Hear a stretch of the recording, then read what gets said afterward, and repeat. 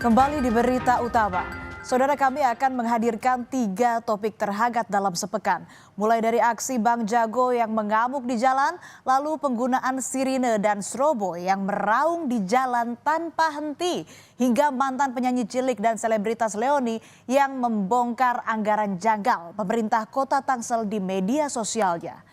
Kita ke topik pertama. Jalan yang seharusnya jadi ruang bersama kerap berubah jadi panggung arogansi. Seperti yang terjadi di Cibinong, Bogor, Jawa Barat. Warga menyebutnya Bang Jago. Ya, karena ada seorang pemuda berlagak bak jagoan di jalanan. Seolah tak peduli apa yang terjadi setelahnya, Bang Jago menganiaya 2 pengendara motor lain. Bang Jago mengamuk atas ulahnya sendiri yang tidak tertib berlalu lintas. Baru-baru ini jagat media sosial diramaikan dengan aksi koboi jalanan ala Bang Jago di Jalan Ciriung, Cemerlang, Cibinong, Kabupaten Bogor. Dalam video amatir tampak seorang pemuda sedang mengendarai sepeda motor. Namun tiba-tiba ia mengambil lajur kanan sehingga nyaris menabrak pengendara lain. Kaget karena hampir kecelakaan, korban berhenti dan berteriak menegur pelaku. Bukannya minta maaf, pelaku malah naik pitam dan menghampiri korban. Setelah posisinya dekat dengan korban, Bang Jago lantas menarik baju korban hingga terjatuh bersama sepeda motornya. Bang Jago lalu mendorong korban dan memukul, namun korban mengaku tidak kena. Tak berhenti sampai di situ, aksi Bang Jago berlanjut ke pengendara motor lain. Padahal korban kedua hanya berusaha melerai Bang Jago dan korban pertama. Namun ia malah kena sasaran kemarahan Bang Jago. Setelah memukul korban, pelaku pulang ke rumahnya tak jauh dari lokasi kejadian.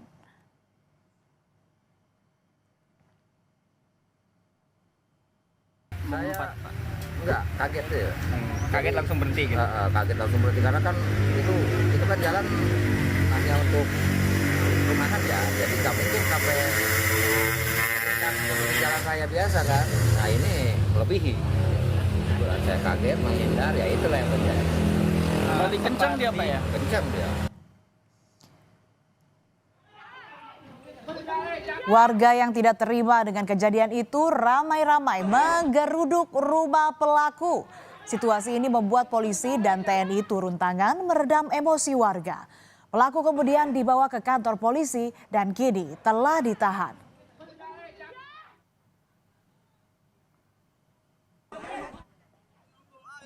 Yang awalnya garang di jalanan, Bang Jago mendadak ciut saat rumahnya digeruduk warga.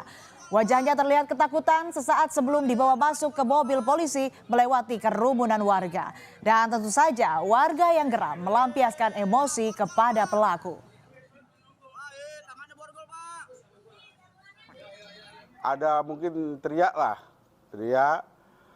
dan pelaku ini masih terus ya. Terus karena mungkin merasa nggak enak ya diteriakin sama inisial Pak JW ini, terus pelaku balik, terus menanyakan kenapa pakai teriak segala, gitu. Mungkin belum sempat jawab apa, langsung melakukan pemukulan. Kita ke topik kedua, saudara. Penggunaan sirine dan strobo meraung di jalan tanpa henti. Semua orang harus mengalah tanpa arti. Pengendara kecil menepi tergesa seakan jalan raya hanya milik mereka yang berkuasa. Namun beberapa waktu terakhir muncul kritik dari publik terkait penggunaan lampu strobo dan sirine pengawalan atau publik menyebutnya totot wuk-wuk yang biasa mengiringi perjalanan kendaraan pejabat negara. Totot wuk-wuk dinilai mengganggu pengguna jalan lainnya, bahkan tak jarang membahayakan mereka. Maaf, saya nggak akan kasih jalan. Bapak bukan fire truck, Bapak bukan ambulans. Seorang pengendara mobil resah dengan penggunaan strobo dan sirine yang menyilaukan pandangannya. Pengendara tersebut meminta para pengguna totot wuk-wuk untuk belajar budaya antre dan sabar. Bahkan sang pengendara mempertanyakan urgensi memakai totot wuk-wuk.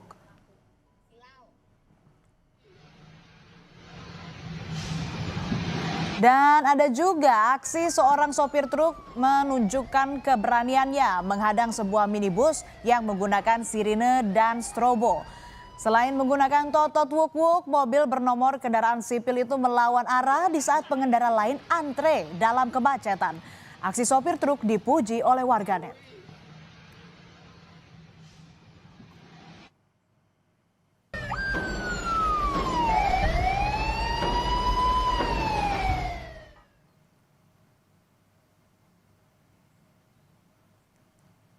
Dari keresahan publik terhadap arogansi mobil bersirine dan strobo pengawalan yang tak sesuai aturan, muncul gerakan Stop Totot Wuk-Wuk. Tak hanya di dunia maya, sejumlah kendaraan bermotor bahkan kompak memasang stiker bertuliskan Stop Totot Wuk-Wuk di kaca mobil mereka. Lahirnya gerakan Stop Totot Wuk-Wuk di media sosial memperlihatkan sensitivitas publik pada perilaku pejabat negara. Ambulan, damkar, atau presiden saya setuju-setuju aja.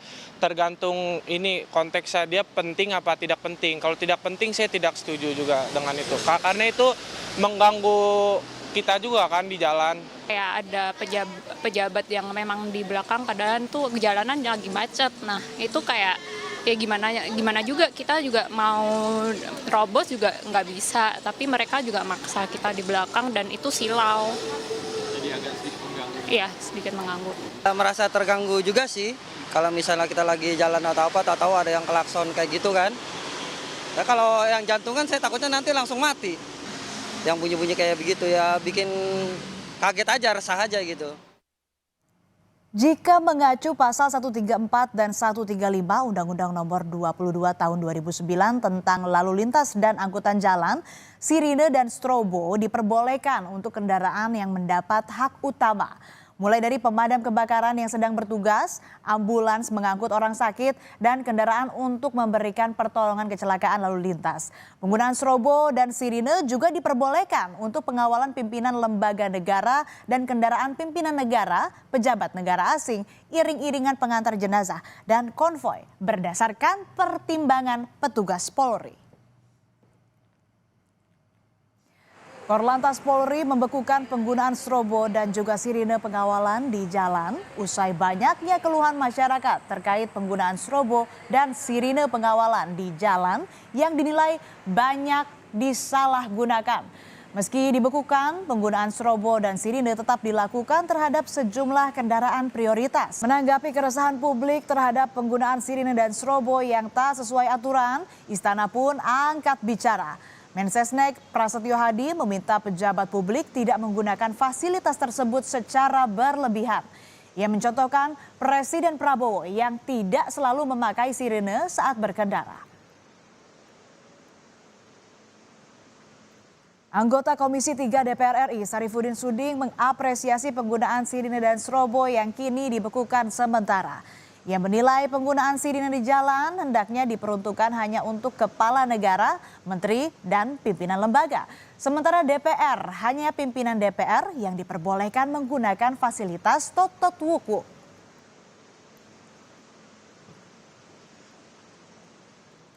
Ke topik terakhir, saudara, pemerintah Kota Tangerang Selatan tengah jadi sorotan publik.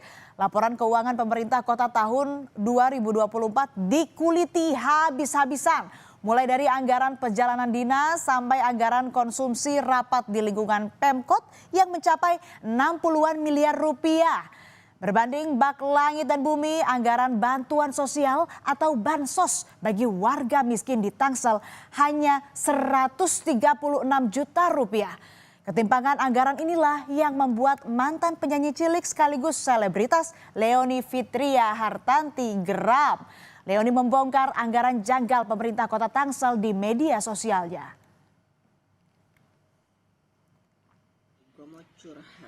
Leony mengkritik realisasi anggaran pemerintah Kota Tangerang Selatan yang dinilai penuh kejanggalan dan tidak masuk akal. Leony menyoroti beberapa pos anggaran yang terbilang fantastis, seperti anggaran souvenir sebesar 20 miliar rupiah, serta anggaran makanan dan minuman rapat sebesar 60 miliar rupiah. Leony membandingkan anggaran tersebut dengan bantuan sosial bagi warga miskin yang hanya ratusan juta saja. Kita bedah apa saja pos anggaran dari laporan keuangan Pemkot Tangerang Selatan tahun 2024 yang disorot oleh Leoni. Di antaranya ada anggaran konsumsi rapat yang angkanya mencapai 60 miliar rupiah. Lalu anggaran belanja alat tulis kantor di angka 38 miliar rupiah. 20 miliar rupiah anggaran untuk souvenir saudara. Dan anggaran perjalanan dinas yang mencapai 117 miliar rupiah. Dari angka-angka fantastis itu, Leoni tak bisa menahan keheranannya. Bagaimana tidak anggaran ratusan juta rupiah digelontorkan untuk hal-hal seremonial. Sementara pemeliharaan jalan hanya dialokasikan 731 juta rupiah. Bantuan sosial bagi warga miskin bahkan lebih kecil lagi, cuma 136 juta rupiah. Bagi Leoni, ini jelas tidak masuk akal.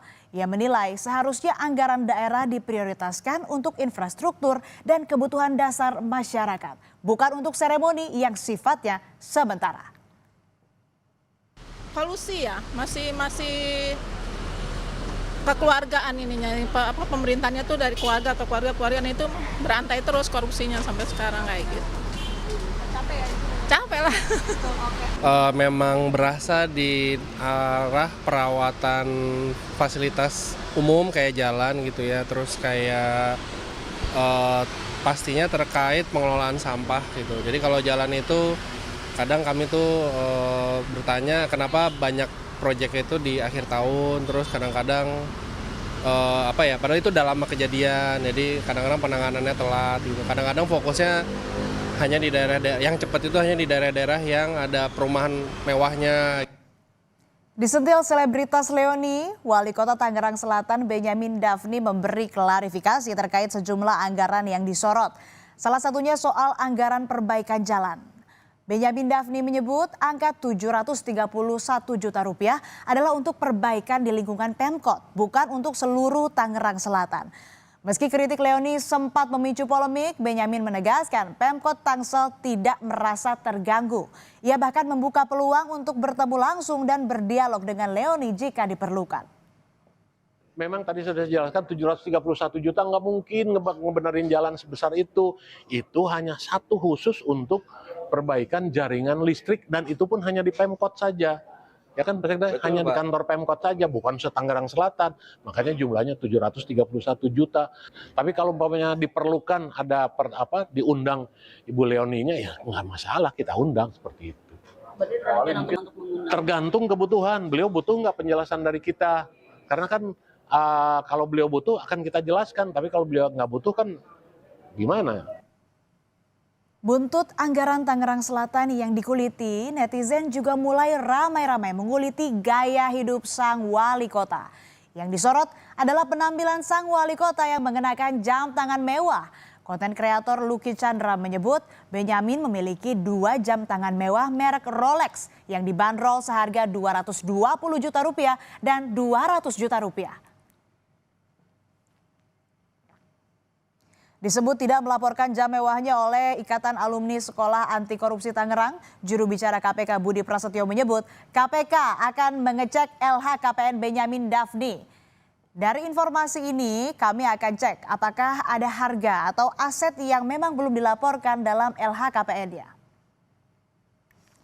Dan saudara, itulah tadi 3 topik terhangat dalam sepekan yang kami hadirkan. Simak terus topik terhangat lainnya hanya di Berita Utama. Tetaplah bersama kami, usai jeda ada informasi seorang pencuri ponsel di Surabaya, Jawa Timur nekat menceburkan diri ke parit untuk menghindari kejaran warga. Namun aksinya terpergok warga.